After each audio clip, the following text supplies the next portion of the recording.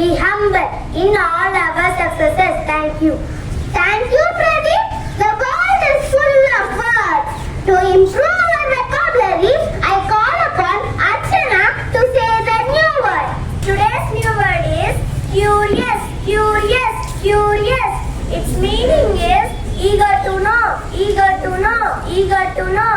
I am very curious to know everything. Thank you. Thank you, Archana. Now let us take a look at things happening around the world. I call upon Vishwajan Magilini to read the news. National news. President of India, Srimati Murmu, lives for London to attend funeral of Queen Elizabeth II.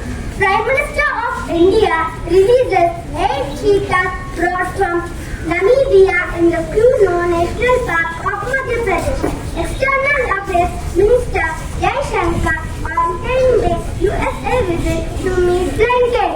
Sports news. Football. Bangalore FC wins Maiden Duran Cup title beat Mumbai City FC 2-1 in final. Tennis. Fender Nadal may break incredible record after twice legend retirement.